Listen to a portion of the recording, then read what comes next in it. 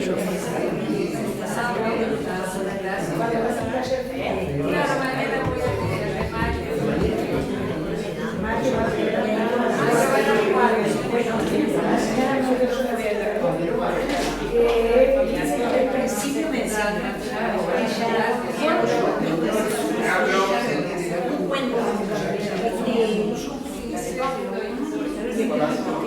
¿Cómo andas?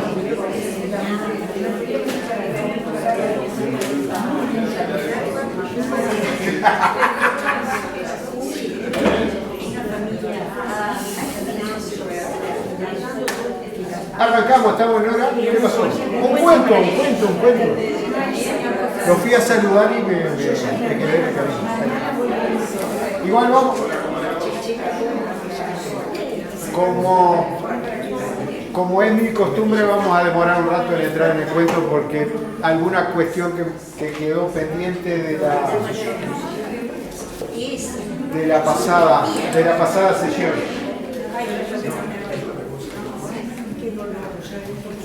¿Qué quedó pendiente? En mi cabeza quedó pendiente robot. Hablé yo, que robot provenía de una obra de teatro checa, ¿cierto?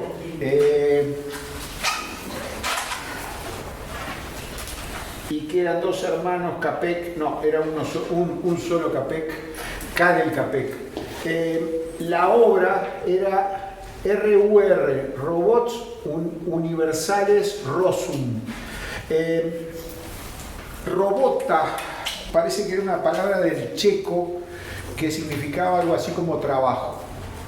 Entonces lo que había presentado esta obra de teatro era el argumento. La obra teatral trata sobre una empresa que construye humanos artificiales orgánicos con el fin de aligerar la carga de trabajo del resto de las personas.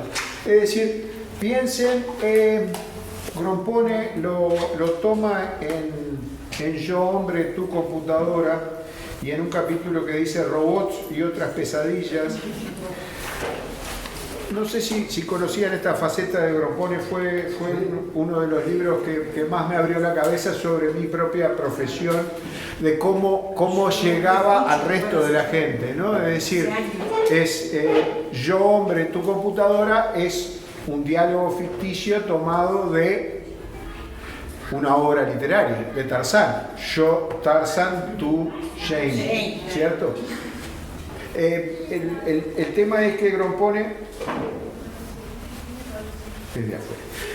toma ese Yo hombre en tu computadora y crea un libro para, según él, dar todo lo necesario para vivir sin ser dominado por las máquinas. Es decir, y lo está escribiendo alguien que es un gurú de la profesión, un gurú de los informáticos a nivel uruguayo. Después tuve el gusto de tratarlo.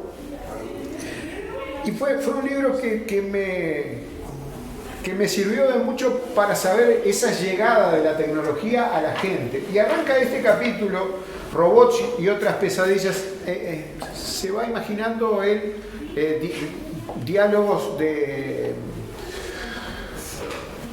dos orientales, pero no orientales uruguayos, sino de dos orientales asiáticos, y que van desarrollando aspectos de la vida cotidiana, y un maestro que trata de transmitir su filosofía a su oyente.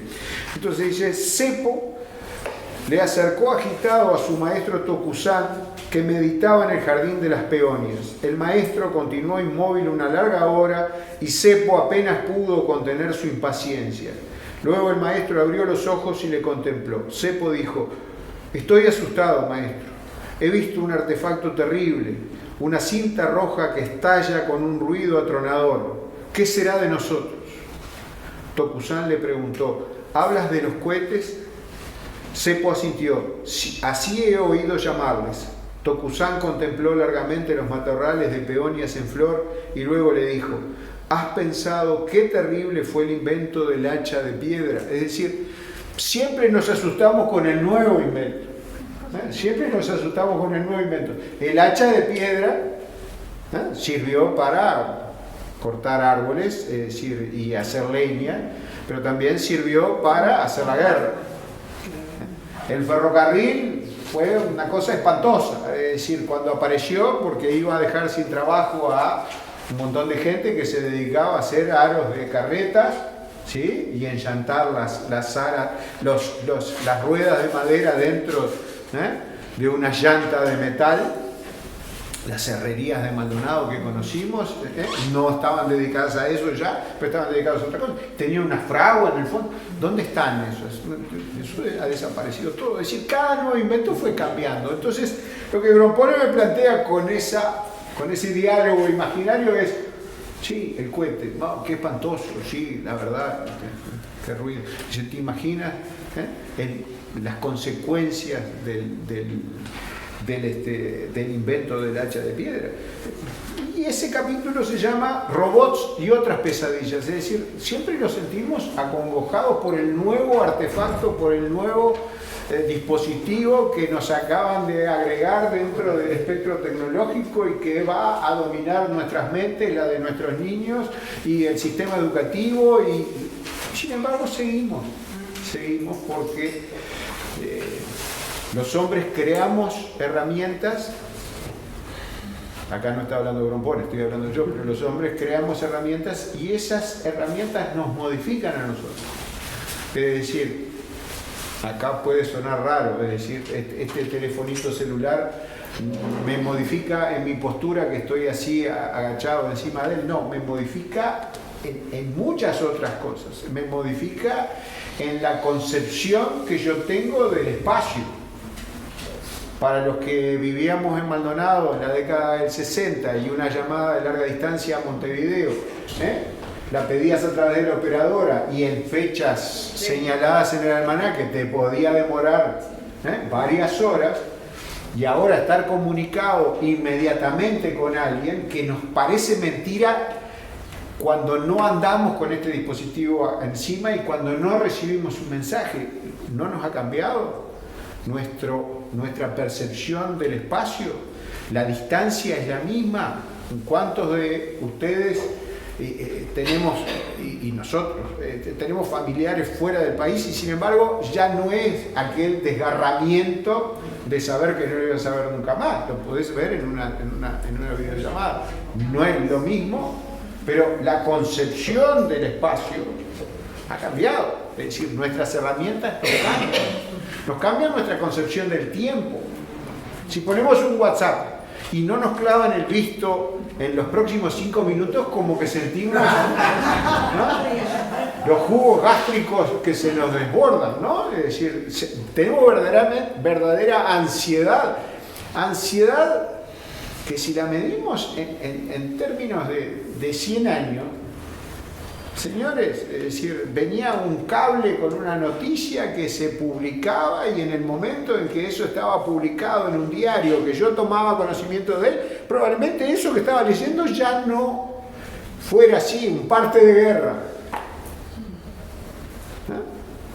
Bueno, y ahora los partes de guerra los recibimos de inmediato. Los drones sobre Jerusalén los vivimos junto con los habitantes de Jerusalén.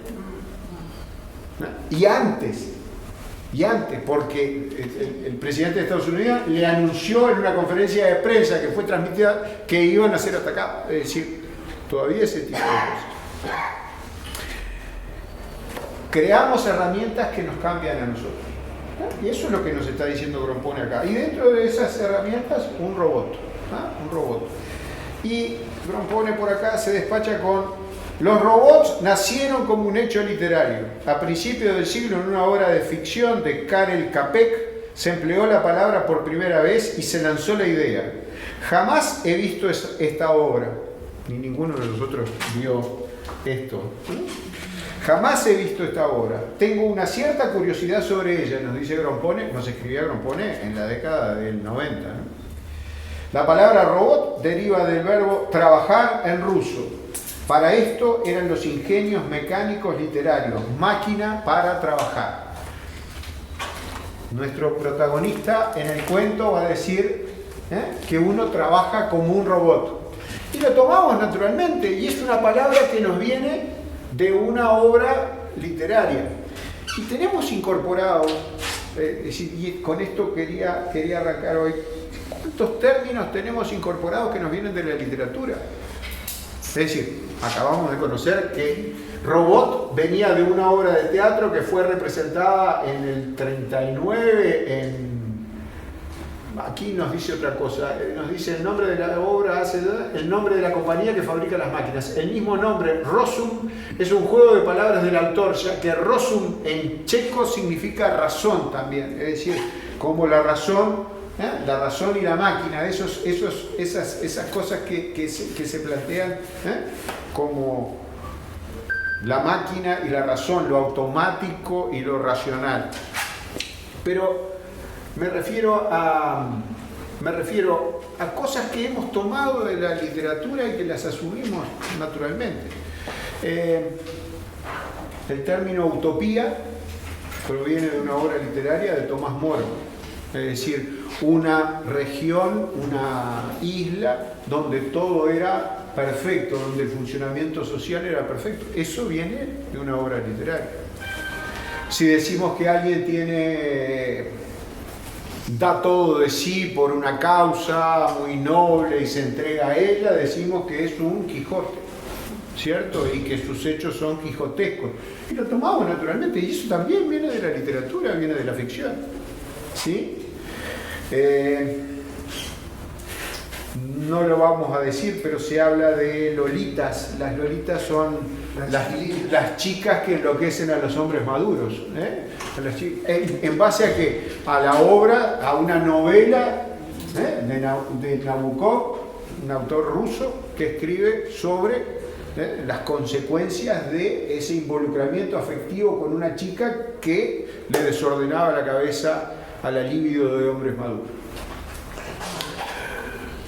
Por citar algunos, ¿no? No sé si se les ocurre alguno más. Traía alguno más en la cabeza que en este momento no lo recuerdo. Pero términos que vienen de la literatura y que los usamos habitualmente. Ya me voy a acordar de algún otro, pero muchos más, sin duda. Nuestro protagonista decía: le confieso, pero en general muy agradable, a los 5 minutos me siento poco menos que feliz, olvidado de los problemas, y trabajo como un robot, ni más ni menos. ¿Está? Y asumimos naturalmente esta palabra que ya la tenemos incorporada, que forma parte de nuestro diccionario propio y de la Real Academia Española, que proviene de la literatura, de una obra de ficción. Pero tenía pensado en Utopía, en Quijote, en Lolita, en Robot. Hay muchas más que se nos van a ir ocurriendo con... No se nos ocurren en el... Bien. Él no venía preparado, yo sí venía preparado. Esa es una de las cuestiones con las que quería empezar a charlar con ustedes. Fíjense que este cartel corresponde con la representación en Estados Unidos de esta obra, pero con marionetas, es decir, pero una estética propia de los años 30, ¿no? Es decir, espero haber satisfecho alguna curiosidad al respecto. Pero me quedé con una idea ayer, en la sesión pasada, a partir de algo que utilizamos, que fue estos versos de Sabina, que después le llegaron por el WhatsApp, ¿verdad? Salvo a la señora que ya presentó la queja. La queja. Si ya presentó la queja, señora, por recibida. Lo importante es que hubiera tenido si la queja fue presentada en tiempo y forma, en el triplicado correspondiente, de forma tal de que sea procesada debidamente por la por la timbre creo que no le pidieron. Me había gustado esta imagen que había aparecido acá. que Sabina lo expresa en Noches de Boda, que las verdades no tengan complejo, que las mentiras parezcan mentiras, que no te den la razón los espejos. Y como los espejos era algo que, más allá de este que tengo acá colgado y que me atormenta mientras dura esta sesión, habíamos empezado en nuestro primer encuentro, cuando hablábamos del autorretrato y hablamos del espejo, y había aparecido por ahí que en el autorretrato uno mostraba lo que veía de sí mismo. Lo que creemos. Muy bueno. Lo que creemos. Y Sabina creo que va un paso más allá en este verso. Dice que no te den la razón los espejos. Es decir, como diciéndote que cuando te mires, cuando analices tus actos, tus dichos, fíjense cómo analizo yo mis dichos, por lo menos, de una semana a la otra, no pienses que siempre tienes todas las verdades contigo, ¿no? Que no te den la razón los espejos, cuestiónate algún punto de vista. Y me interesó ver ese tema de los espejos con ustedes, es decir, en aspectos literarios y en aspectos no literarios. Por ejemplo, cuando vimos este tema de los autorretratos y de los espejos, enseguida nos saltó la imagen de las meninas, ¿cierto? Es decir, las meninas, un cuadro de Velázquez que está en el Museo del Prado, donde se representa, y aquí es interesante, ¿qué es lo que se representa? Es decir, ¿qué es lo que vemos? Lo que vemos son a las niñas que están siendo, a la niña que está siendo representada y a las damas de la corte que tienen alrededor. Ese es el nombre que nos ha quedado y que tenemos metido adentro. Sin embargo, originalmente cuando fue catalogado este cuadro, fue catalogado como la familia de Felipe IV, la familia del rey. La familia del rey. Porque lo que nos plantea Velázquez en esta pintura del siglo XVII, es de 1656, el inventario del cual le estoy hablando es 60 años posterior. Dice, está en la familia de Felipe IV. Felipe IV es el señor que aparece visto en un espejo, ¿sí?, que está mirando la escena que Velázquez está pintando. Es decir, es un juego de varios planos y de varias realidades. Entonces, yo soy el observador, yo estoy en el Museo del Prado y estoy mirando esa obra y veo a una figura central que es, si no me equivoco, era María Margarita Teresa de Austria, ¿está? La hija del rey, que está acompañada de damas de la corte por un perro que está en primer plano, ¿sí? Y que Velázquez, aquí el pintor, se ubica detrás de un lienzo, ¿cierto?, que está pintando. Conclusión, no es a la niña a la que está pintando, supuestamente. Supuestamente, es decir, ahí está la creatividad del artista. Es decir, el artista nos dice, bueno, la figura central es esta, es decir, esta es la figura central a la que yo estoy pintando en este momento y que usted está viendo, ¿cierto? Pero lo que usted está viendo verdaderamente es una composición que está reflejada en un espejo. Por eso me estoy viendo yo, que estoy dibujando, me estoy pintando aquí y usted me está viendo porque está de aquel lado. Entonces, ¿quiénes son los que verdaderamente estarían siendo pintados? Los que estarían siendo pintados serían el rey y la reina, que estarían ubicados delante de Velázquez.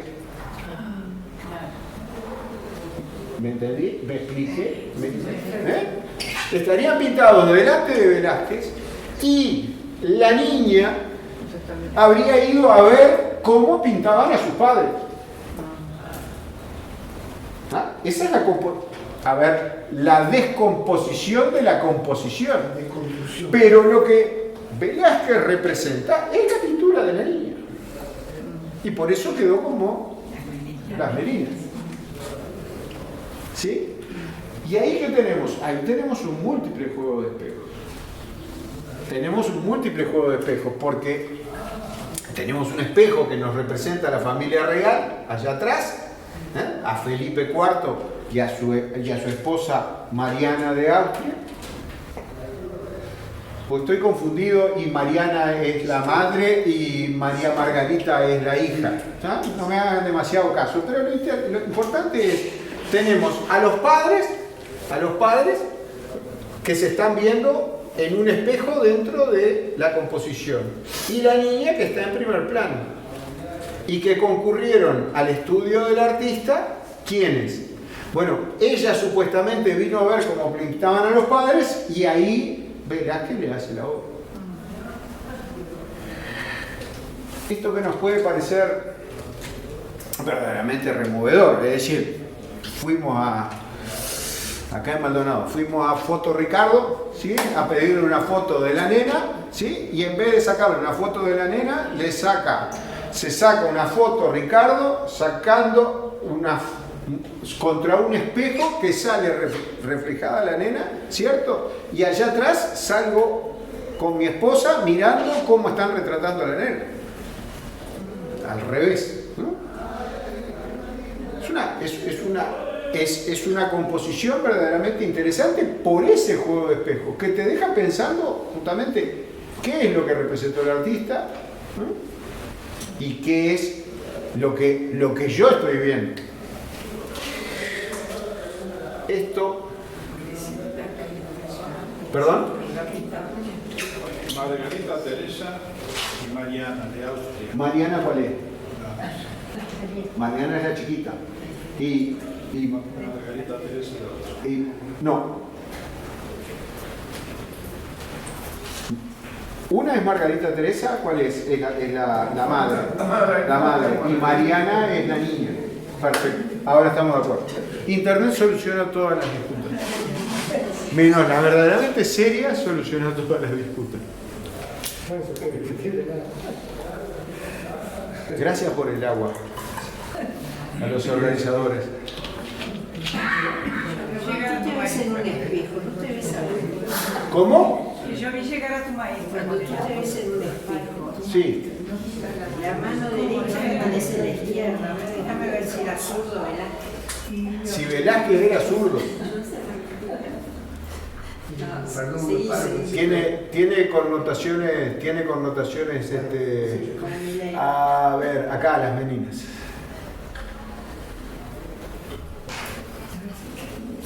¿Qué quieres ver?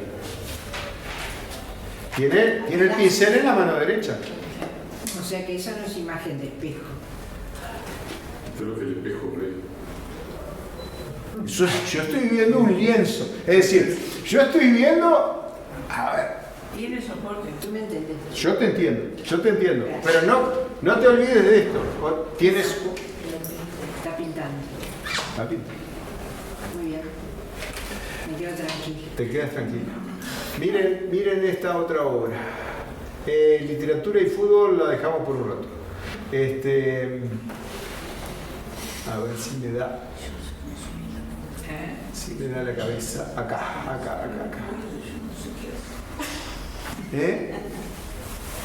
¿Qué pasó? Nada importante. Yo no sé qué. Esto es un retrato de Jan van Eyck. Jan van Eyck. Este no está en el Museo del Prado porque extrañamente desapareció. En 1803 desapareció de Madrid y apareció en Londres. Es decir, atención, Madrid había estado ocupado por los franceses y los ingleses peleando contra los franceses. Y dice que un convoy que salía en el cual iban obras de arte que los franceses habían sacado, cayó en manos de los ingleses y apareció en Londres este cuadro. Estamos hablando ahora del siglo XV, 1434. ¿Ah? Es un pintor flamenco y está representando a dos ricos burgueses, ¿cierto? Está a un matrimonio. Él es un comerciante italiano, nacido en Lucca, en Italia, en la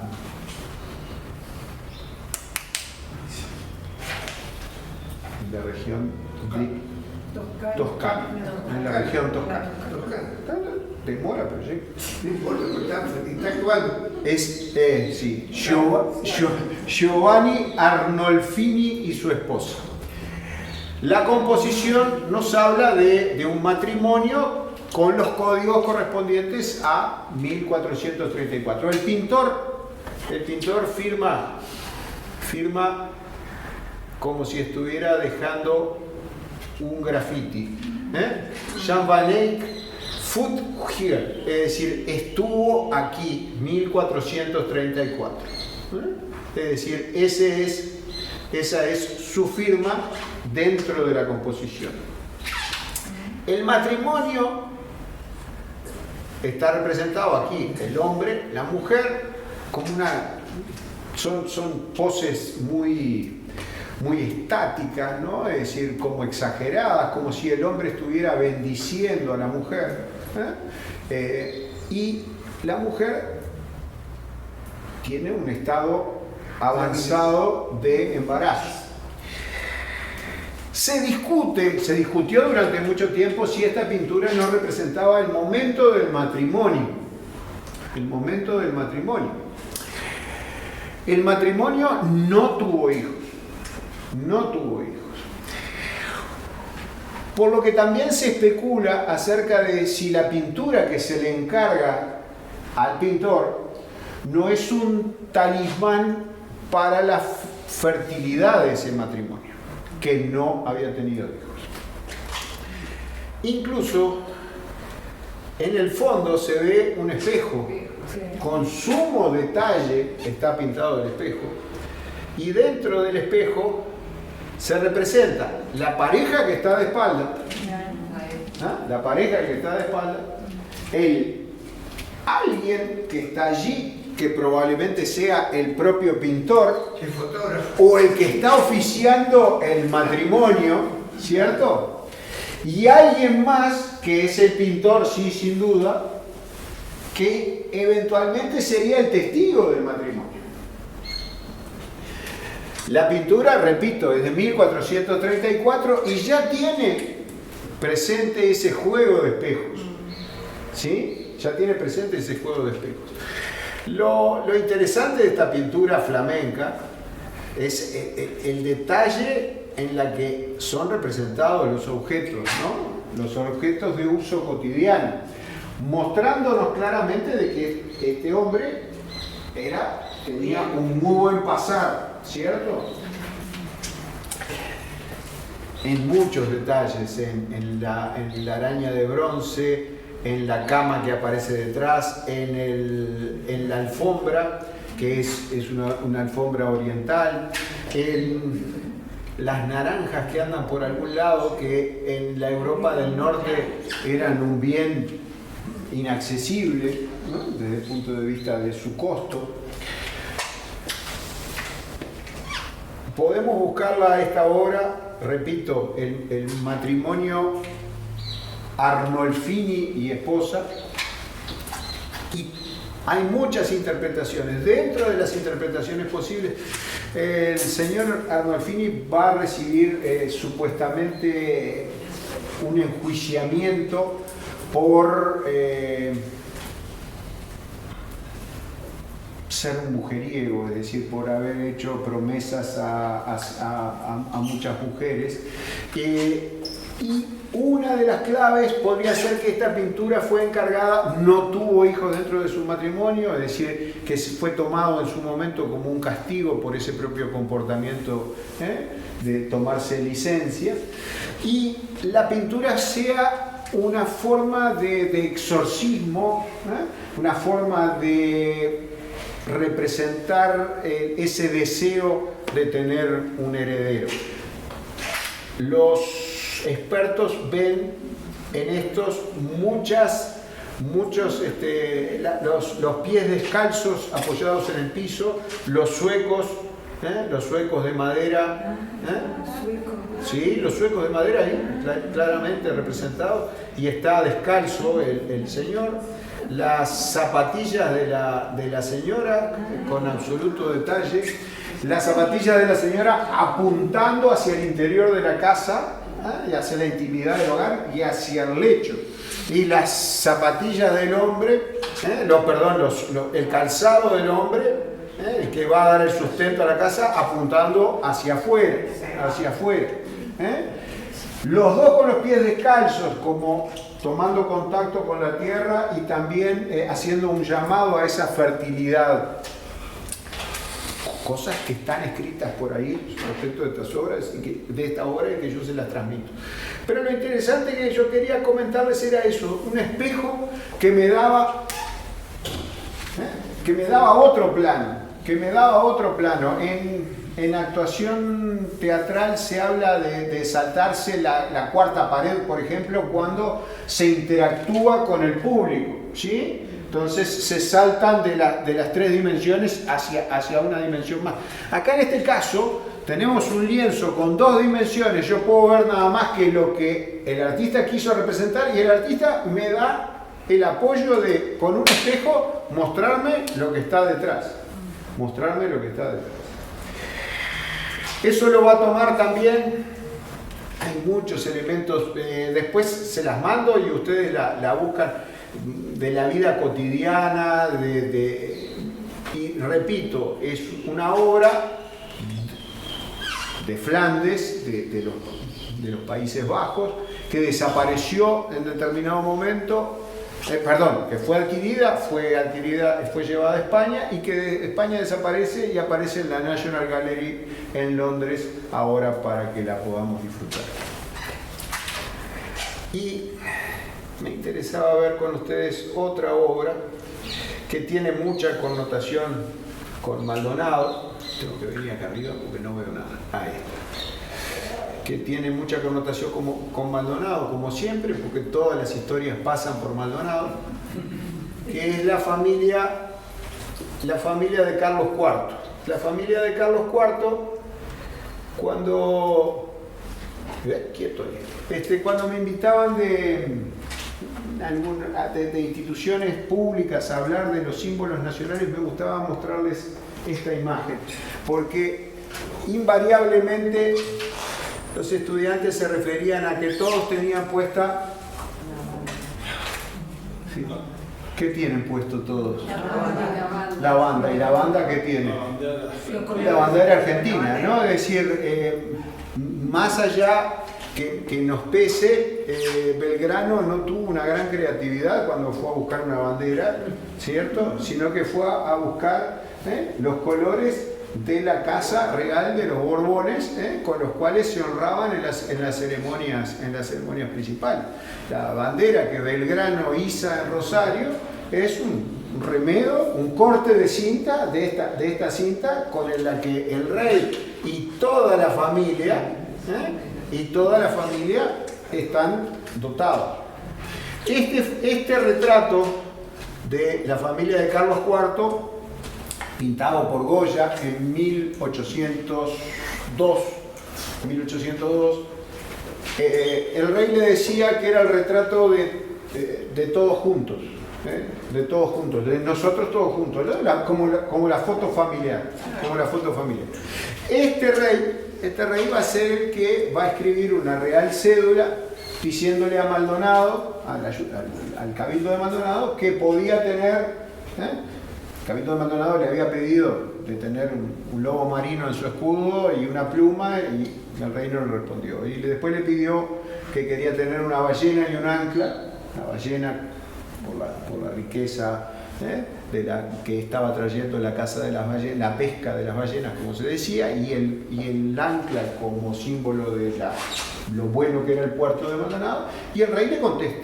el 29 de agosto de 1803, este rey, no desde Madrid, sino desde su residencia en la granja, en las afueras, yendo hacia Segovia, en las alturas, 29 de agosto, pleno verano en Madrid, el rey iba hacia su palacio en las afueras de Madrid, donde tenía mejor aire, le escribe al Cabildo de Maldonado diciéndole que sí, que puede tener una ballena y un ancla en su escudo de armas. Y que en lo sucesivo se dirija a sus respectivos jefes, es decir, no me venga con esa petición a mí si usted tiene un virrey en Buenos Aires para escribirle. Y acá en Maldonado no sé si le hicieron caso o no, pero lo cierto es que desde entonces tenemos una ballena y un ancla en nuestro escudo, lo que lo transforma con el 29 de agosto de 1803 en el símbolo en uso más antiguo en nuestro país. Y no me discuta salteño. No hay opción. No hay opción. No me discuta salteño. No hay opción. No hay opción. Los montevideanos pueden decir, pero el Cerro de Montevideo, sí, pero el Cerro de Montevideo con la divisa Castilla es mi corona, ese era el escudo español. Pero el escudo republicano dice, con libertad no ofendo ni temo. Entonces cambió el escudo. Sin embargo, el de Maldonado, tal vez por haber estado perdido durante casi 70 años, más de 70 años, Tuvo vigencia. Tuvo vigencia. Se salvó por estar perdido. Entonces es el escudo, es el símbolo más viejo que tiene nuestra joven República Oriental del Uruguay, en uso permanente. Ya no lo tenemos en las chapas de los autos, ya no lo tiene la camiseta de la blanca selección nuestra, ya no lo tiene porque ahora tiene un escudo de Liga Mayor o de Liga Federal, pero es el escudo en uso oficial más antiguo que tiene nuestro país. Nuestro país muy joven, este escudo tiene 221 años plenamente documentado. Surgió en una carta que este señor escribe al Cabildo de Maldonado autorizándolo a utilizar una ballena y un ancla en su escudo. Bueno, este era el retrato de todos juntos de Carlos IV, ¿cierto? Y si se fijan acá, Goya se representa a sí mismo pintando esa escena. Es decir, Goya toma lo que Velázquez había hecho en el siglo de oro español y dice, en vez de ponerlos parados y yo pintarlos, voy a representarlos así, como que todos estuviéramos mirando un espejo y yo los estoy pintando. Y aparecen todos, yo no los puedo nombrar a todos, pero este señor es Carlos IV y esta señora es su esposa, María Luisa de Parma, ¿sí? Y tuvo todo este montón de hijos que andan por acá, todos estos hijos que andan por acá, incluyendo a este señor. Este señor es Fernando VII. Fernando VII, que es el que va a tener con Carlos IV severas discusiones sobre abdicación cuando la ocupación francesa y por el cual se va a crear la Junta de Mayo, las acciones revolucionarias y luego se va a ir en una revolución directamente al enfrentamiento contra él. La señora que no quiere mostrar su cara, qué extraño, ¿no? Qué extraño. Tiene una connotación muy interesante. Es la prometida de Fernando VII. ¿Qué ocurre? Fernando VII en el momento de la pintura no tenía una prometida, pero Goya dice debe estar presente. Entonces, ¿qué pinta? Pinta una mujer sin rostro, como para completar en el tiempo y decir, bueno, aquí hay que poner el retrato de la futura reina. No para hacerlo en una continuidad, sino como una genialidad también de decir, bueno, aquí vamos a dejarle el lugar a la prometida. Fernando VII, que va a tener una actuación destacada y va a ser rey, va a ser el que va a terminar de de perder, por decirlo de alguna manera, el imperio español en América, y del cual se tiene una opinión bastante controversial con respecto a, en una época en la que se empiezan en Europa a tener constituciones que controlen los poderes absolutos de los reyes, el señor va a ser bastante reservado con respecto a la Constitución española que se le va a imponer en determinado momento. En determinado momento va a decir que sí, después no la va a aplicar, y de ahí viene una de las expresiones que de pronto usamos sin tener demasiado conocimiento. La Constitución era llamada la Pepa popularmente por los españoles, y cuando gritaban ¡viva la Pepa! Se estaban refiriendo a ¡viva la Constitución que controlaba los poderes absolutos del rey! Pero a su vez, los que defendían los poderes absolutos del rey veían en la Pepa, ¿qué cosa?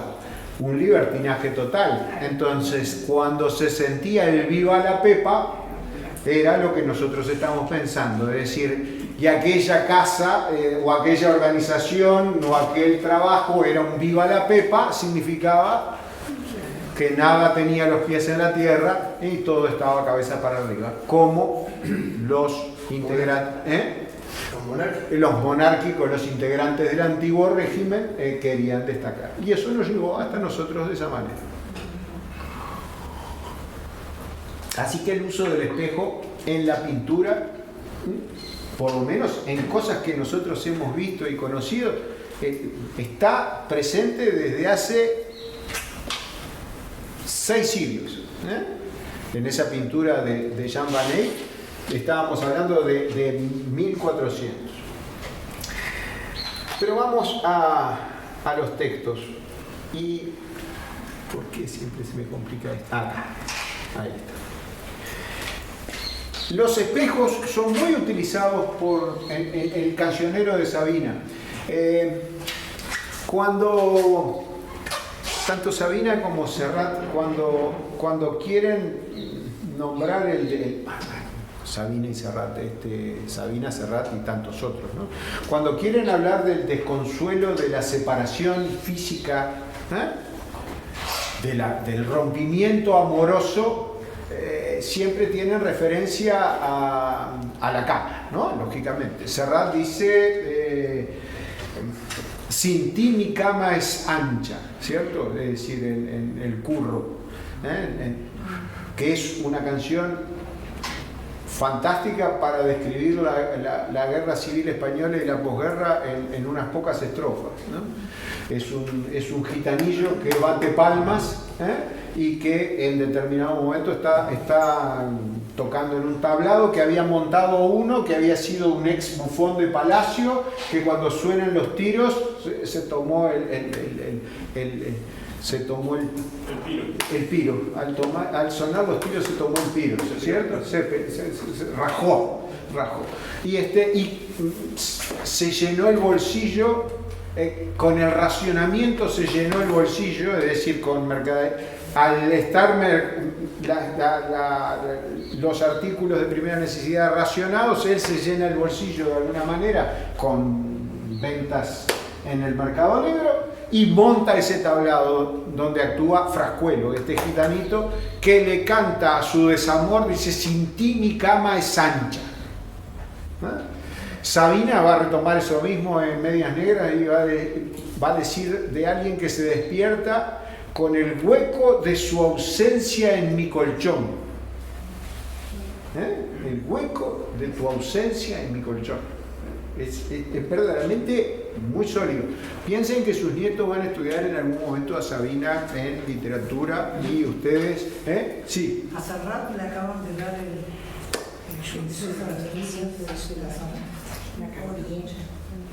Lo aplaudo. Es decir, aparte de que fue quien nos inició por lo menos a una generación en leer a Machado, en leer a Hernández, en leer a nuestro... ¿Eh? A ver, Bueno, pues yo ya lo leí. Caramba, a un vecino que tuvimos acá en Punta del Este, del cual hemos leído alguna cosa. Alberti. ¿Está? Es decir, la saeta de Alberti le pone letra cerrada. Felicitaciones. Van a estudiar en literatura van a estudiar a Sabina. Esta canción es muy larga y es sumamente conocida. Y es 19 días y 500 noches. Y una de las imágenes que tiene es: me abandonó como se abandonan los zapatos viejos. Destrozó el cristal de mis gafas de lejos. Sacó del espejo su vivo retrato. Claro, para sacar del espejo su vivo retrato, lo que hizo fue irse. ¿Cierto? Su vivo retrato. Sacó del espejo su vivo retrato. Son cuestiones que, más allá de estar escritas para ser difundidas en una canción, lo cual le da a mí a entender un valor todavía mucho mayor, tienen una gran riqueza en sus giros, en sus metáforas. ¿Ah? Gracias, Julio. Gracias. Pero es una canción verdaderamente interesante, hablando de eso de la ausencia, ¿no? Sacó el vivo retrato, nosotros lo decimos cuando si fulano es el vivo retrato del padre, ¿no? Es decir, no hacemos cosa más horrible que comparar al pobre bebé con toda una generación de adefesios anteriores. Dice, se parece tanto al abuelo, pobrecito, y uno mira al abuelo y dice, sí, en lo pelado, justamente, el bebé. Pero sacó del espejo su vivo retrato. Se fue y sacó del espejo su vivo retrato. Los espejos en el cancionero de Sabina. Esta canción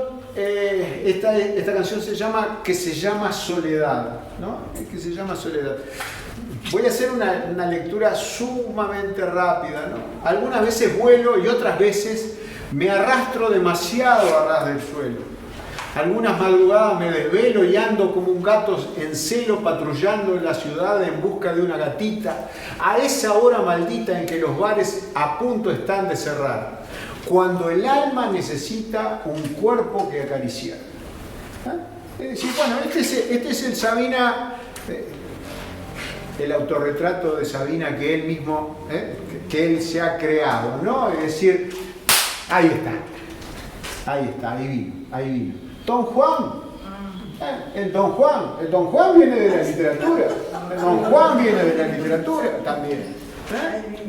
Don Juan viene de la literatura, ¿sí? Don Juan Tenorio, fantástico. Y quería ver con ustedes este verso. Algunas veces vivo, y otras veces la vida se me va con lo que escribo. Cuidado, acá me está hablando de un proceso creativo doloroso. La vida se me va con lo que escribo. Algunas veces busco un adjetivo inspirado y posesivo que te arañe el corazón. Luego arrojo mi mensaje. Se lo lleva de equipaje una botella al mar de tu incomprensión. Hasta le podríamos sacar estos dos últimos, pero para cerrar, no quiero hacerte chantaje, solo quiero regalarte una canción. Pero ¿qué me dijo en ese verso? Me dijo que el proceso creativo muchas veces lo lleva a ese desgarramiento, ¿no? De estar buscando un adjetivo inspirar posesivo que te arañe el corazón. Luego lo tiro en una botella, ese mensaje, y llega al mar de tu incomprensión, ¿no? Es decir, es un pobre náufrago que no puede llegar con su mensaje al objetivo que está buscando. No. Acá. ¿Sí? Volvemos a los elementos de la comunicación. Lo que me está diciendo ese verso es que ese emisor quiere hacer llegar un determinado mensaje a un receptor. Lo ha transformado ahora en una canción. Lo que quiero es regalarte esta canción, ¿cierto? Bueno, fantástico. A través de un determinado canal y en un determinado código. Y me encuentro con esa dificultad. ¿Con qué? Con el mar de tu incomprensión. El mar de tu incomprensión, que es el canal al cual estoy enviando ese mensaje, ¿cierto? Pero que es propia de ese receptor que no está entendiendo esos códigos que está recibiendo del emisor.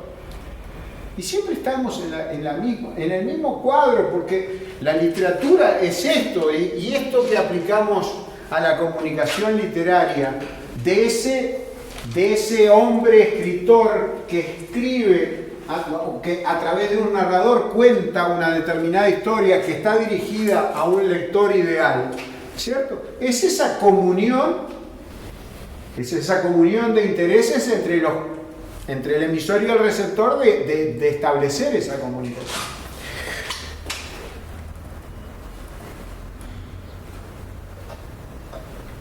Quería ver ese verso con ustedes y algunas cosas raras que puede tener Sabina también dentro de su cancionero. Algunas veces gano y otras veces pongo un circo y me crecen los enanos. Es decir, pero ojo, 2 versos después de que me tiró esto acerca del proceso creativo, del mar de tu incomprensión, dice, algunas veces gano y otras veces pongo un circo y me crecen los enanos. Es decir, ¿de qué estoy hablando? Estoy hablando de que soy un emprendedor, que te pongo esto y los que estaban destinados a dar el espectáculo me crecieron y me arruinaron todo. Es decir, soy un desastre, ¿no? Algunas veces doy con un gusano en la fruta del manzano prohibido del padre Adán. Es decir, cuando muerdo la manzana hay una cosa peor que encontrar un gusano en la manzana. Es encontrar medio gusano.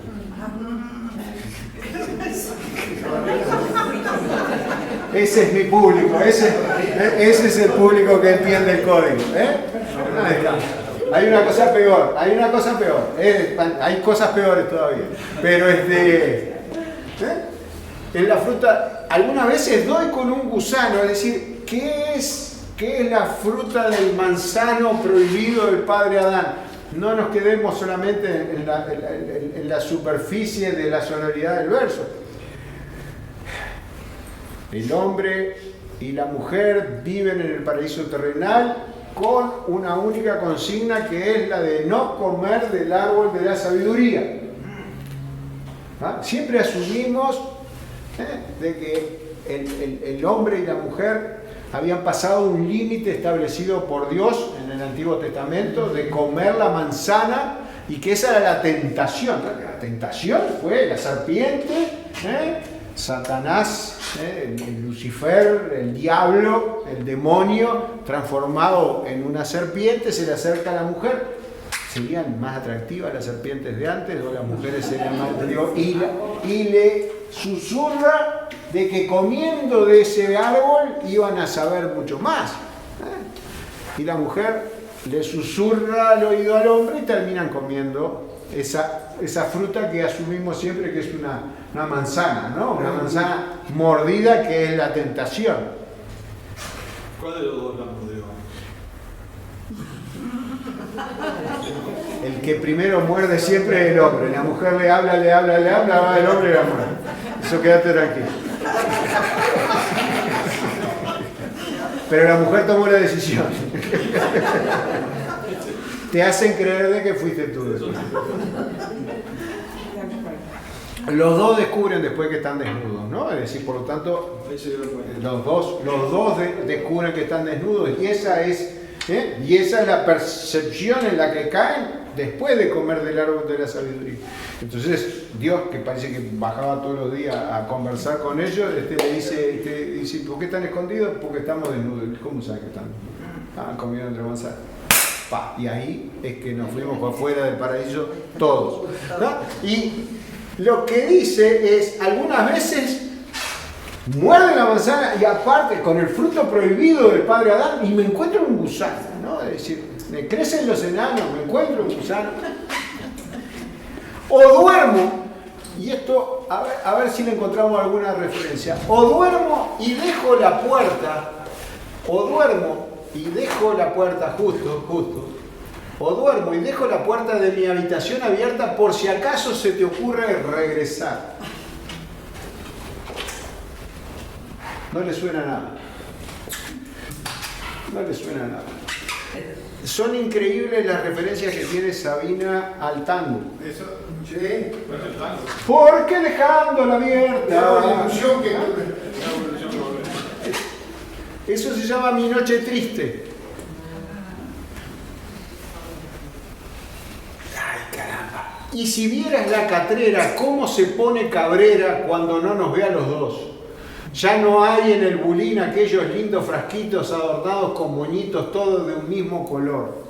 ¿Ah? Después vamos a seguir leyendo por ahí. Es decir, también al que está cantando esta canción, al que escribió esta, lo dejaron amurado. Amurado. Es decir, lo dejaron solo y triste abandonado. solo y triste abandonado. De noche cuando me acuesto no puedo cerrar la puerta porque dejándola abierta me hago ilusión que volvés. Es lo mismo que me estaba diciendo Sabina acá. Mi hija menor se enoja cuando yo le cuento cómo Sabina toma cosas de tango y las mete dentro de sus canciones y dice, ¿pero está copiando? No, no está copiando. Está copiando, está creando sobre cosas que ya existían. ¿Goya está copiando a Velázquez? No. ¿Velázquez está copiando a Vaney? No. Simplemente lo está asimilando y está haciendo su proceso creativo a partir de eso. O duermo y dejo la puerta de mi habitación abierta por si acaso se te ocurre regresar.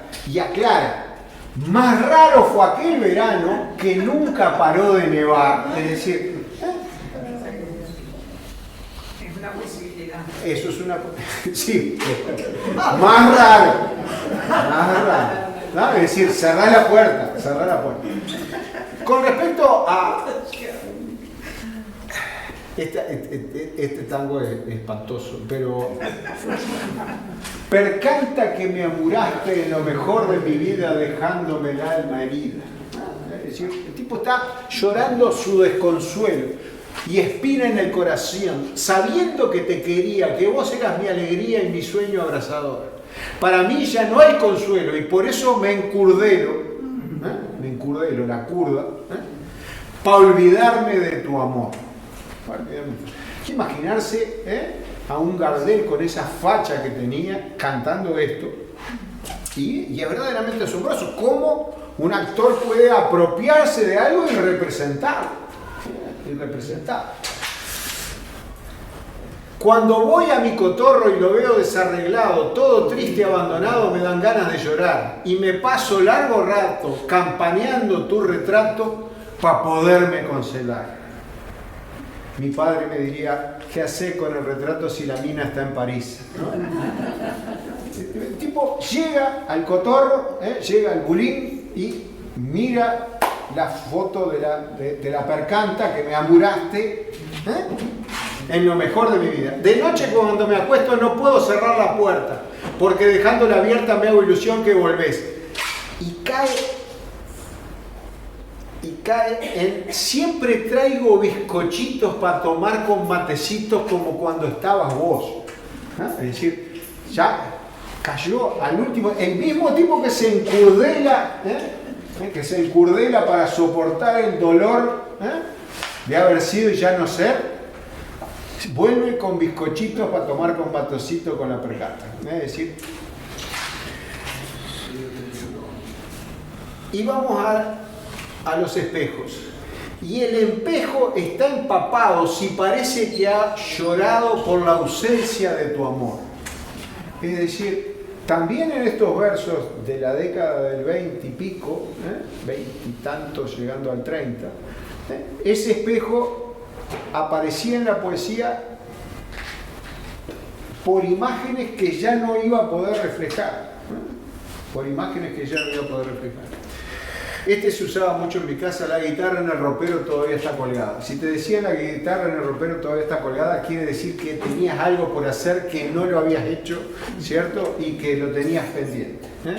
Nadie en ella canta nada ni hace sus cuerdas vibrar, y la lámpara del cuarto también tu ausencia ha sentido, porque su luz no ha querido mi noche triste alumbrar.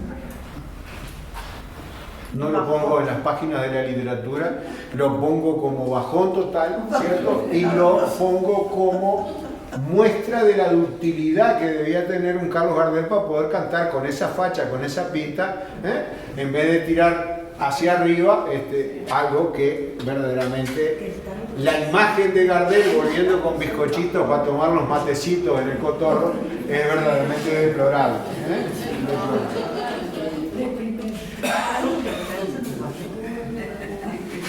Volvamos a Algunas veces vivo y otras veces la vida se me va con lo que escribo. Algunas veces busco un adjetivo inspirado y posesivo que te arañe el corazón.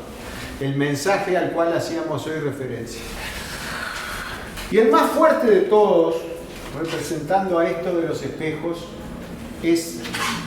No sé cómo estamos de sonido acá. No sé cómo estamos de sonido acá. Y vamos a tratar de escucharlo. Acá. Vamos a tratar de escucharlo. Si tiene volumen esto. Sí, así con cualquiera de estos. Está bien.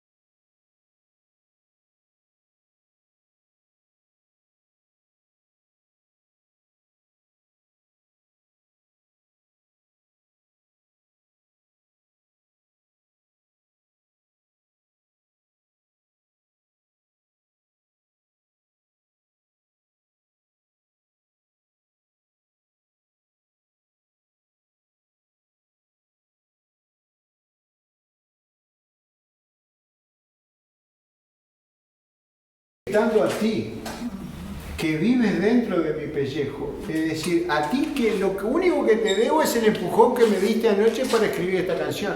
¿A quién le está gritando? A ti que lloras al otro lado del espejo, es decir, ¿a quién le está gritando? Al mismo. Es decir, pero ¿cómo llegó a esa composición? ¿Cómo llegó a esa composición?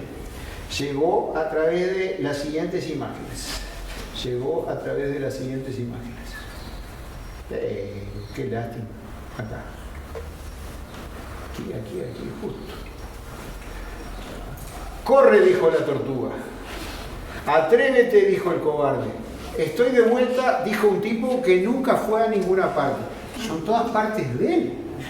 Son las dos partes de él. Sálvame, dijo el verdugo. Sé que has sido tú, dijo el culpable. No me grites, dijo el sordo. Hoy es jueves, dijo el martes. Y tú no te perfumes con palabras para consolarme. Déjame solo conmigo, con el íntimo enemigo que malvive de pensión en mi corazón. Estos son los espejos de nuevo. Estos son los espejos de nuevo.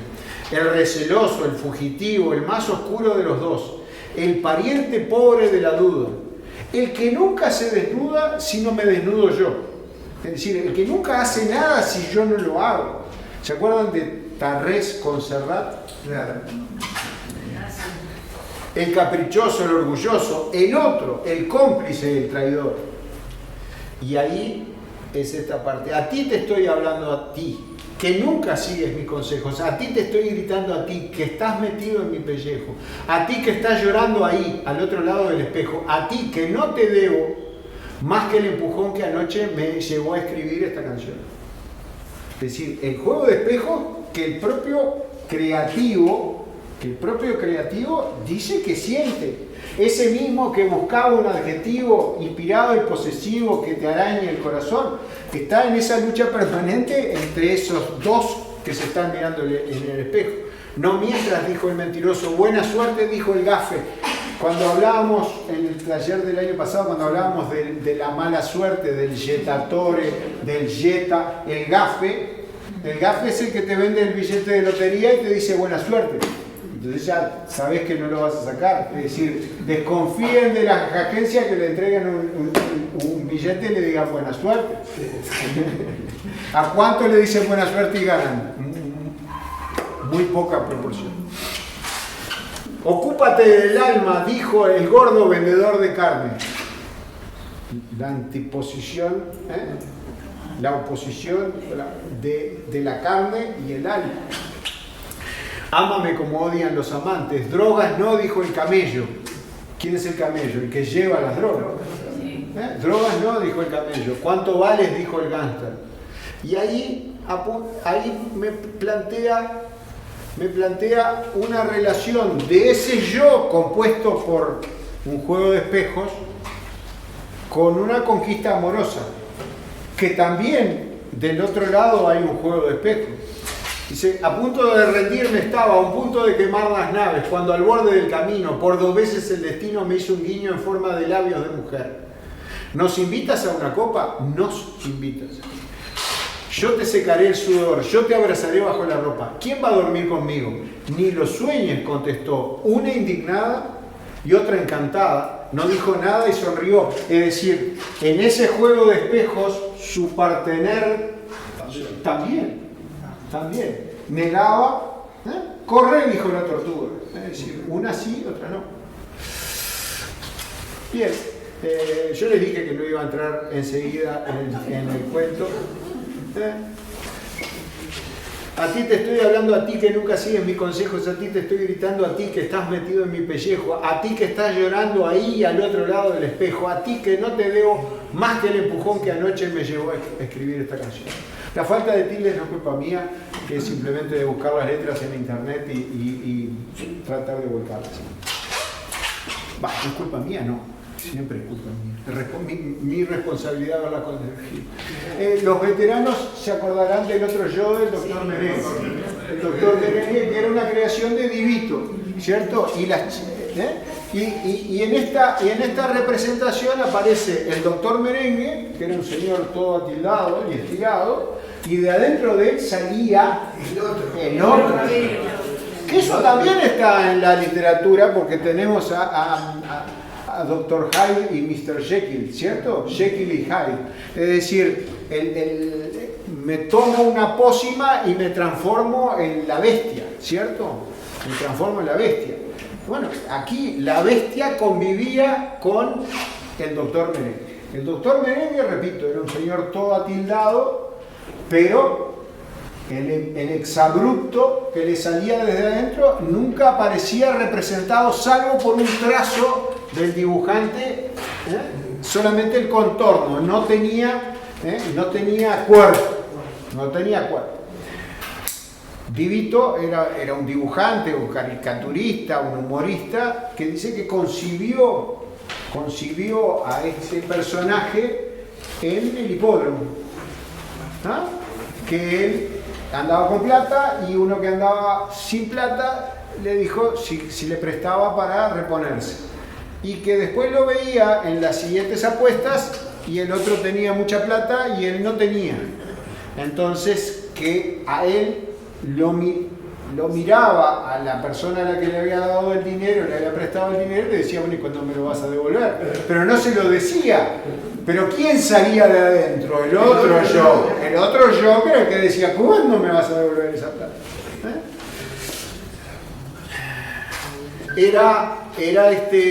Sobre todo tenía esos exabruptos hacia el género femenino, y las chicas de Vito eran unas chicas muy especiales. Como Lolita y como la chica divina. Una cintura estrecha, unas caderas amplias, ¿sí? Como era en este caso, dice, ¿sabés cuántos alumnos? Dice la maestra, dice, ¿sabés cuántos alumnos tengo? 40. Y está el doctor Merengue ahí, y el otro yo dice, uno más no importa, Budinacho. Y sale corriendo, mientras el otro permanece hierático, sin que lo toque nada. Era coetáneo de Fulmine. Era, si eran creaciones de él mismo. Claro, por eso te digo, aparecían juntos a veces. Sí, eran creaciones del mismo. ¿Ah?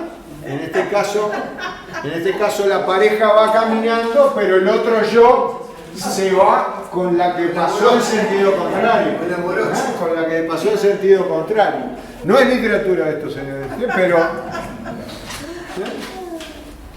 Fíjense las cinturas de las muchachas y las señoras, ¿no? La diferencia. Y ahí creo que era la imagen fundamental. Es decir, mientras el doctor Merengue le está besando la mano a la chica, el otro yo está saltando por encima y está tirándosele a darle eso. El alter ego. El alter ego, el otro yo. Exactamente. Y creo que en esto hay mucho de esto, es decir, incluso, a ver, vamos a hablar de literatura. Vamos a hablar de literatura. Cuando, en vez de haberme extasiado tanto con los espejos, es decir, y haberme extasiado con sacó del espejo su vivo retrato, y que no te den la razón los espejos. Ahí, nos quedamos ahí. Entonces, tendríamos que hablar de metonimia, es decir, cuando con el nombre de una cosa estás referenciando a otra cosa. Pero esto me vino a la cabeza cuando veníamos entrando en la sesión pasada y yo te estaba comentando, estábamos comentando del Flaco Cleanto y de las escrituras costumbristas de la década del 60 de Montevideo, de Scheck, y los dobles sentidos que muchas de las cosas tenían, que muchos de los diálogos, que muchas de las expresiones tenían planteadas. Y la metonimia, entre otras cosas, es eso, es decir, es designar con el nombre de una cosa tomando el efecto de otra cosa. Vamos a ver, Cantegril es una ironía que termina siendo esto. Es decir, se denominaba Cantegriles, se tomó de Maldonado y de Punta del Este particularmente, del Cantegril Country Club, ¿sí? Todo ese conjunto de bienes terrenales, esa exageración de boato, y se denominó a lo que hoy son los asentamientos, es decir, a la ausencia total de eso, ¿no? Entonces se tomó una cosa y por ironía se le transfirió en una imagen clara, es decir, no necesitabas abrir un hashtag ironía, es decir, voy a decir algo irónico, simplemente estabas marcando eso. Pero va mucho más allá.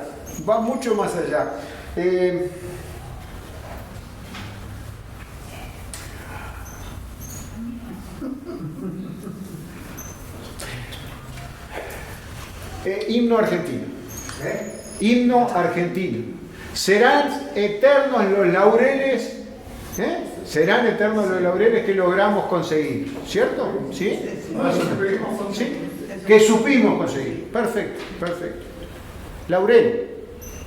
¿Qué importancia tiene el laurel dentro de un himno?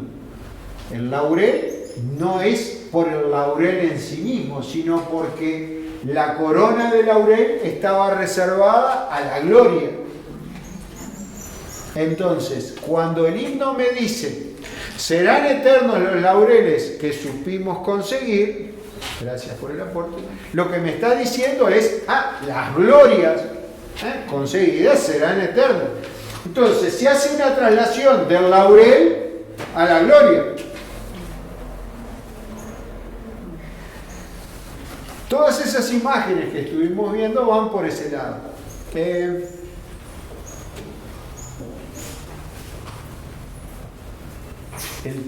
todo por la parte y la parte por el todo. El todo por la parte. Uno de los más conocidos, pero que ha perdido la sinécdoque. Pero uno de los más conocidos que ha perdido relativamente vigencia es pedir la mano de su hija, ¿cierto? Eso es una sinécdoque. Es decir, ¿te vas a llevar la mano de la nena? No, llévatela entera. Ya. Si la viniste a buscar y la querés, llévatela entera. ¿Cierto? La parte por el todo. Eso es una sinécdoque. Una sinécdoque es visual. El logo de Presidencia de la República en la presidencia de Tabaré Vázquez. Dice Presidencia de la República y arriba un sol que asoma, ¿cierto? Es decir, la parte de... Eso fue cambiado, por ejemplo, el logo de Presidencia de la República ahora tiene el escudo completo y dice Presidencia de la República. Es decir, la parte, el todo por el todo. En cambio, en el otro tenías un logo que decía, esta parte ya me sugiere el resto, el sol que está arriba del escudo. ¿Se entiende la idea? ¿Sí? El relator deportivo o el que también medio en desuso, pero... no, por este otro lado no. Había 100.000 almas en el estadio. 100.000 almas ya no se utiliza más, pero no cabía un alma. Sí, esa sí se usa, ¿cierto? Y entonces, pero el alma es una parte de cada uno de nosotros. No ocupa lugar. Y es la parte por el todo, es decir, por el todo integral, por el que pagó la entrada, por el que no la pagó, ¿cierto? Esas son metonimias. Cuando estamos hablando de esas reflejos, esos reflejos que se dan en todo ese juego de espejos, estás haciendo una traslación de un concepto a otro concepto, ¿cierto? Y terminan relacionados entre ellos, al punto que, y acá me tengo que fijar en mis propios apuntes, metáfora, las perlas de tus dientes, ese tipo de cosas, significa traslación en griego, es decir, está tomado desde ahí. Y Freud y posteriormente Lacan van a decir que esas cuestiones, lo que estás haciendo es una traslación de un objeto hacia otro,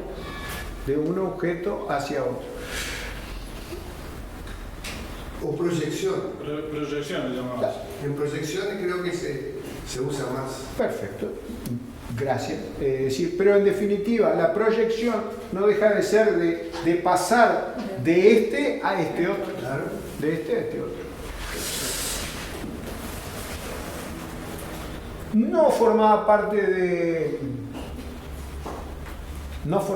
del cuento de Benedetti que estábamos trabajando, pero formaba parte de un diálogo que habíamos tenido con Veledo la semana pasada y de esa fuerte imagen de los espejos en esos versos de Sabina, particularmente en aquel primero, que no te den la razón los espejos, y posteriormente digo, pero estos de espejos aparecen más de una vez, y en esa tarea creativa a la cual estábamos haciendo referencia, que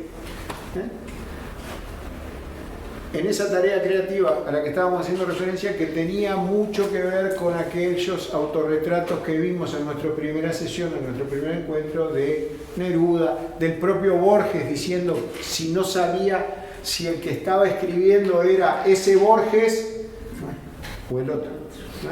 O si era yo. Y bueno, y creo que ahora estamos, ya después de haber visto Robot y de haberme sacado todas estas inquietudes de encima, estamos en condiciones de empezar a terminar el cuento. O sea que todo esto anterior se lo debemos haber leído.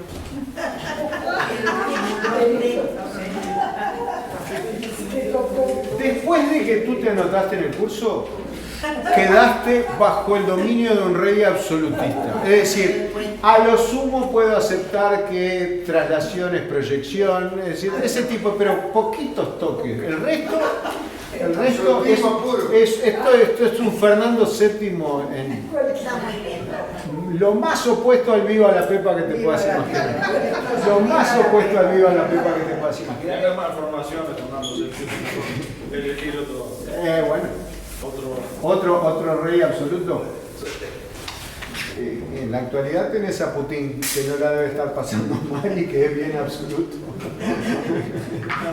bien absoluto.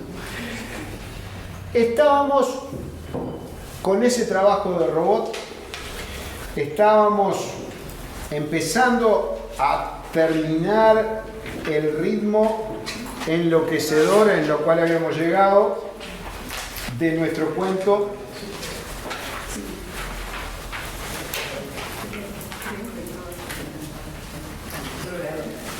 Y estábamos por acá, definiendo el estilo periodístico de este escritor de policiales, donde decía, yo escribo a que el prójimo le abrió 3 surcos de sangre. ¿Captás la diferencia?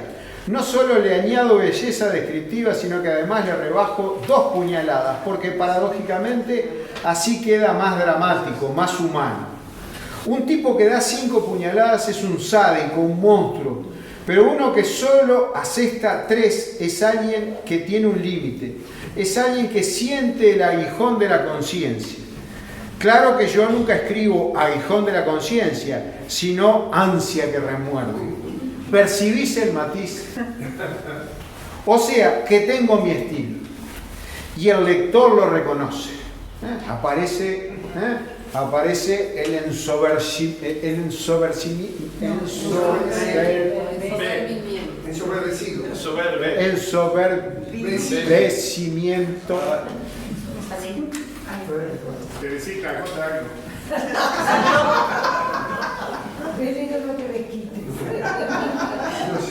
¿Saben lo que se hace en esos casos? Dice, se nota que el narrador está ensoberbecido en su papel. O sea, tengo mi estilo y el lector lo reconoce. Es decir, piensen en una redacción de un diario nocturno de la década del 60 de Montevideo, para ponernos en ambiente, y el tipo que está diciendo, mi lector sale a comprar el diario para buscar El diario El Plata. El diario El Plata, el diario de la noche. Bueno, en ese sentido, a mí el Musac me ayuda. Y volvemos al Musac. Y me he acostumbrado tanto a su presencia que cuando por cualquier razón no funciona, ese día el estilo se me achata. Me sale sin metáforas. ¿Te das cuenta? Justamente caímos en las metáforas, es decir, de las cuales se quedaron con una bolsa para encontrar en las canciones de Sabina, en el premio del Príncipe de Asturias y demás. Yo te digo sinceramente que para mí el caso de Oribe es muy claro. De que está loco, no me cabe duda. Pero ¿qué lo volvió loco? A mí, ¿qué querés que te diga? Me parece que su chifladura empezó con sus lecturas marxistas. Porque antes bastante antes de su insistencia en a la porra y gangrena, Oribe se fue paulatinamente desequilibrando. Entonces no me daba cuenta, pero ahora uno hace cálculos. Por ejemplo, cuando Vilma, la cronista de Sociales, elucubraba una nota de compromiso sobre cualquier fiesta de beneficencia, él silbaba para adentro y decía: yo no soy partidario de la caridad, sino de la justicia social. Iturbide lo llamaba en broma JS, por esa manía de la justicia social. Escuchá, ahora empezó el Musa. Hoy, ¿ves? Está macanudo. ¡Qué violines, che! ¡Qué violines! Una locura arremeter contra la caridad. Tipo, entra y sale. Entra y sale. Entra en esa historia y sale para el ambiente que lo rodea. Entra en la historia y sale. Y con la ayuda de los teóricos que nos dieron, vamos a ver que en la medida que entra y sale de la historia que está narrando y va al Musak y vuelve, el ritmo se va haciendo más rápido y las oraciones más cortas.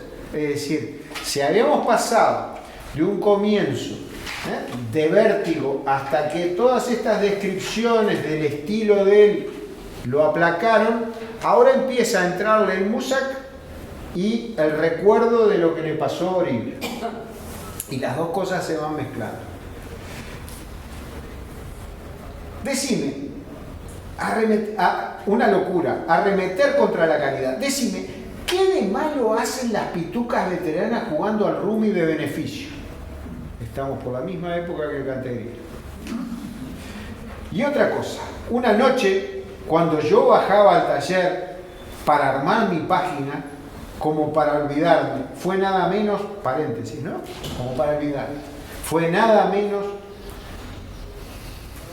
que aquel lunes en que el bichicome de Capurro, incalificable sujeto, escribieron mis sujetos, pero yo puse patética escoria humana, atropelló y violó sur le champ, es decir, deslizando palabras en francés, a la cuñadita del senador Fresnedo. Escuché en la escalera cómo Oribe le decía al doctor: asombrate, al doctor. Estamos en una redacción de Acción, estamos en una redacción de El Diario. Lo que pasa es que usted es oligarca hasta cuando eructa. Oligarca hasta cuando eructa. Ojo. Pasaron décadas y a un diputado le dijeron oligarca en la Cámara de Diputados. Sí. Oligarca. Con otro adjetivo. Que no es más diputado. Que no es más diputado. Es decir, ¿qué cosa? Es una cosa que está pendiente de resolución. Pero alguien de la redacción le dice al director con mayúsculas, al director, al doctor con mayúsculas. Tendría que buscar el cuento de Quino de Mafalda, que están en la playa. A mi padre lo hacía reír mucho. Estaban en la playa de Llores y dice: usted me parece conocido. Dice: ¿usted a qué se dedica? Y entonces el señor dice: doctor. Supongo que doctor en leyes, ¿no? Entonces, pero cuando dice doctor, Quino lo representa encima de un pedestal con una actitud de superioridad y demás. Y dice: no, entonces no. Dice el padre. Eso es una proyección. Eso es una proyección. Ahí está. Dice, le decía al doctor: asombrate al doctor. Lo que pasa es que usted es oligarca hasta cuando eructa. Decime un poco, ¿eso es normal? Hoy el Musak está suavecito, como nunca. Salió del doctor y fue al Musak. Hoy está suavecito como nunca. Debe ser en homenaje a vos. A ver si me visitás más a menudo. Jubilado y todo. ¿Cómo pero esto siempre te tira. Fíjate en esta cadencia. ¿Cómo va a ser la música la causa del trastorno? Escuchá este clarinete, es el tema de Night and Day. Escuchamos a Night and Day, ¿no? Escuchá ese clarinete. No tenemos acá un Bessie ni a Frank Sinatra, pero escuchamos en esa música funcional que está sonando, escuchamos a Night and Day. ¿Te acordás? Aunque pienso que no me importa reconocer o no el tema, lo esencial es que suene y que te tranquilice. ¿A vos no te tranquiliza? Claro, como el agua, que fue el marxismo lo que lo enloqueció. Otra vez me dijo que el deporte, y por esto lo elegí, otra vez me dijo que el deporte era una anestesia que se le daba al pueblo para que no pensara en cosas más importantes. ¿Te parece que el fútbol es una anestesia? Frase fundamental para que esté incluido dentro de este taller y que hace 4 que estemos trabajando con este cuento.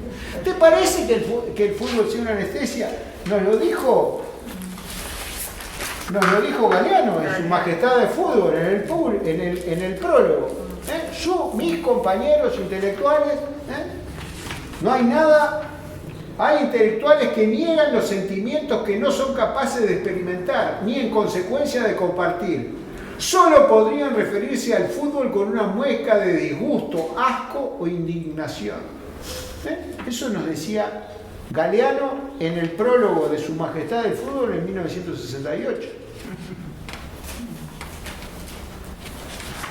Y nos dice más adelante: yo también hubiera preferido una manifestación tan multitudinaria referida a los triunfos de Peñarol y estridente por la tierra que los cañeros reclamaron en vano o contra la política económica que el imperialismo nos impuso para comernos mejor. Pero la victoria de Peñarol no era culpable de las derrotas de la izquierda. Ojalá la izquierda fuera también capaz de ganar 4-2 cuando, faltando pocos minutos para el fin, todo parece perdido.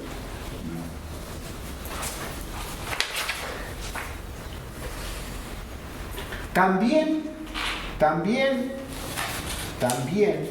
es una metonimia tomar al cuento de Benedetti por Benedetti. Leí Benedetti, escuché Beethoven, escuché Bach, tengo un... No, es mentira lo que voy a decir, pero tengo un Picasso, o vi un Picasso. Es decir, también es una metonimia tomar la obra por él mismo. El tema es la época. Eso también me lo van a decir los Foucault, me va a decir. El Foucault. El autor no es autor de la obra, es decir, es su época la que lo está haciendo escribir lo que está escribiendo. El autor es meramente un arco del que parte la flecha, pero el discurso está instalado. Es decir, lo que hace Benedetti es plasmarlo. Y sí, si Galeano me lo está diciendo, si Benedetti me lo está denunciando, de que alguien que se volvió loco después terminó diciendo de que el fútbol era una anestesia, entonces, ¿qué es lo que tengo? ¿Tengo que apropiarme de que Benedetti verdaderamente está pensando eso o no? Bueno, eso sería una figura también retórica como la que estábamos viendo. Es una sustitución de aquello de que la religión era el opio de los pueblos. Sí, señor. Sí, señor, lo dice Galeano también por acá. También lo dice Galeano por acá. Es decir, pero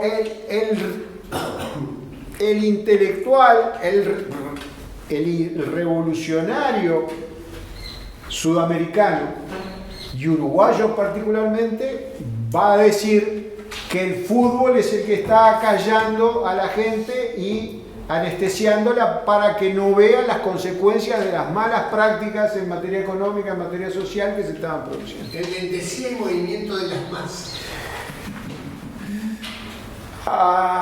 El Choncho Lazarov lo va a decir, la caridad no es buena, la caridad no es buena, es decir, porque enlentece el proceso, es decir, es una canción que se llama Dejate de artesanías, dejate de artesanías, cazapa a las 8 horas. El tipo vivía con las milanesas de la vieja, cada vez que se le cruzaba un trabajo le pegaba unos gritos al viejo, y entonces le dice, si nunca tuviste un callo, ¿qué venís a hablar de obrero? Sos terrible gasolero, gastas menos que Tarzán, vos tenés un alacrán en lugar de monedero. Si un botija te manguea, nunca le darás ni un peso porque retrasa el proceso y la caridad no es buena. Pero el discurso está instalado. El discurso está instalado. Lo que hacen estos autores es tomarlo en diferentes épocas. Incluso el que insulta al diputado en la Cámara. Hoy nuestra realidad circundante no habla más de discursos como hablaba Foucault, sino que habla de relato. Entonces dice, no, porque la fuerza de izquierda habla con este relato o plantea este relato y hablan del relato hegemónico, ¿cierto? El relato que es siempre sin fisuras e igual, y está el relato enfrentado con ese, o el relato alternativo. El contrarrelato. Y hoy no hablamos tanto de discurso, pero hablamos de relato y estamos hablando de lo mismo. Es decir, cuando nos plantean el tema, ¿quién es el que está hablando? ¿Está hablando Galeano? Galeano sí, porque lo firma en un prólogo de un libro que está editando, ¿cierto? Donde hace una selección. Benedetti se crea un narrador ficticio para contarnos una historia. Pero el relato, el discurso, es el que estamos haciendo referencia. El fútbol como anestesia. Y hoy lo terminamos. Escuchá esa trompeta. Es decir, pero largó la frase por la que estaba esto incluido acá. Es decir, tiene dos frases de deporte. Una, que al terminar la temporada todo técnico va al asador porque si el equipo no cumplió. Y esta otra. Otra vez dijo que el deporte era una anestesia que se le daba al pueblo para que no pensara en estas cosas más importantes. ¿Te parece que el fútbol es una anestesia? Escuchá esa trompeta. Y ahora agarrate porque viene el ritmo, ¿no? Y escuchá esa trompeta. Así, amortiguada, parece que te suena que le suena a uno en el cerebro. Y en realidad yo creo que suena en el cerebro. Mirá, justo aquí, donde tengo el remolino. Yo no. ¿Qué querés? Yo soy un fanático del Muzak y no me avergüenzo. Un fanático del Muzak. Sí, señor. Escuchá esa guitarra eléctrica. Bárbara, ¿no? Pero ¿qué importancia tiene que sea eléctrica o no? Un fanático del Muzak. ¿Vos no? ¿Vos no sos un fanático?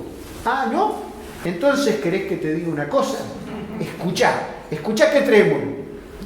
¿Querés que te diga una cosa? Escuchá y vos te quedás pensando de que te va a decir. Escuchá que trémolo. Te digo una cosa, andate a la porra.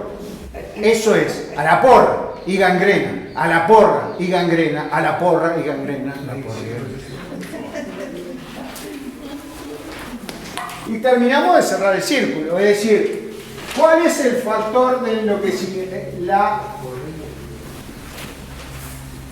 alienación de la que nos habla Marx. ¿Se debe al Muzak? Es una opción. A trabajar como robot es otra opción.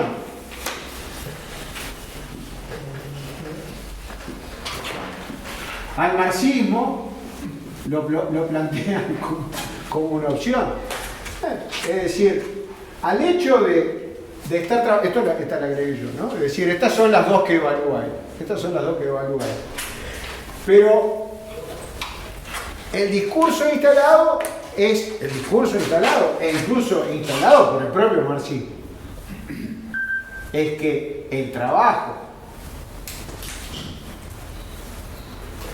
sería más rutinario del obrero fabril, El otro día nos íbamos conversando sobre tiempos modernos de Chaplin, ¿no? Es decir, el tipo que tiene que apretar en la misma tuerca y que va pasando y que no le da tiempo y da 2 pasos para adelante y se mete en el área de trabajo del otro hasta que termina metiéndose dentro de la propia máquina, ¿no? Y en un cine y en una imagen que como esta te hace reír pero te hace pensar. Es decir, y nuevamente con esa mezcla de lo que es el autor y de lo que es su obra, de un Chaplin que era marxista. Lo llegan a echar de Estados Unidos. Y después no vuelve más. Y después no vuelve más hasta que recibir un premio que le da un Oscar en la academia, pero ya muy viejo, él estaba viviendo en Suiza, ¿no? Pero en sí lo que Marx me plantea es que ese trabajo rutinario, saco lo de como robot, que me viene de la literatura, ese trabajo sin perspectivas es lo que termina provocando la alienación del individuo.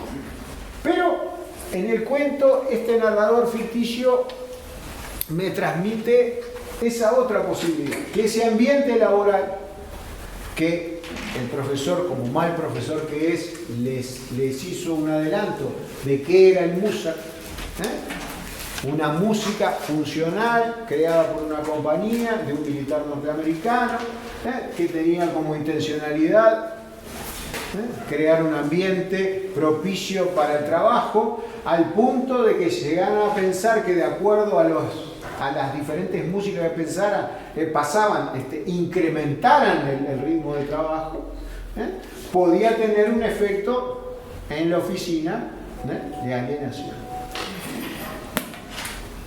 La oficina para Benedetti es alienante, en sus obras es alienante, en La tregua es alienante, en la novela original le hacen creer a un compañero para gastarle una broma de que habían ganado la grande. Y la grande, como el 5 de oro en la actualidad, es la salida a la realización de los sueños, ¿cierto? Y el sueño de ese tipo era un día poderle contestar a su jefe de la manera que le contesta.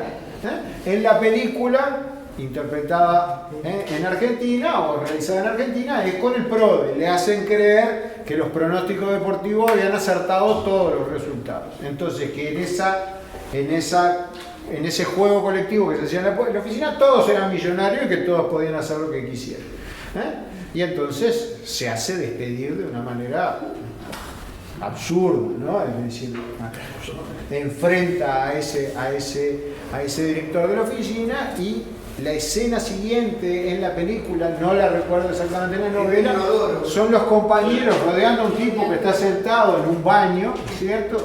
Diciéndole que hicieron una colecta para juntar unos pesos para el tiempo que iba a estar sin trabajo, ¿no? Pero la oficina era un ambiente alienante. La oficina benedictiana es alienante. Pero repito que caemos en esa misma metonimia de proyectar, de trasladar de la obra al autor y viceversa. Bueno, con profundo pesar dejamos Muzak, un cuento de 2 carillas que nos ha llevado a un análisis. Espero que lo hayan disfrutado de la misma manera que yo, por lo menos viendo a Van Eyck y compañía, Velázquez y compañía, en ese juego de espejos que tiene que estar presente siempre en la interpretación de cualquier obra. El miércoles próximo descansamos. Tienen... Hasta el otro miércoles. Por eso, miércoles 8. Miércoles hoy. Mayo.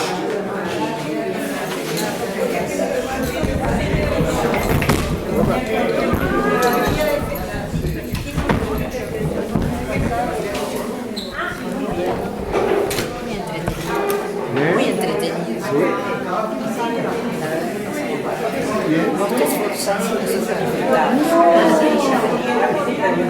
Mirá, Ahí le sacaste otra metonimia que tenía eso.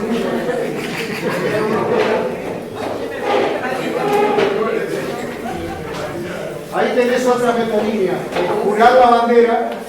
Jurar la bandera no es la bandera que se jura, sino que lo que está representada por la bandera. Y perdón, tenía una metonimia ahí en la gorra, pero la sacó.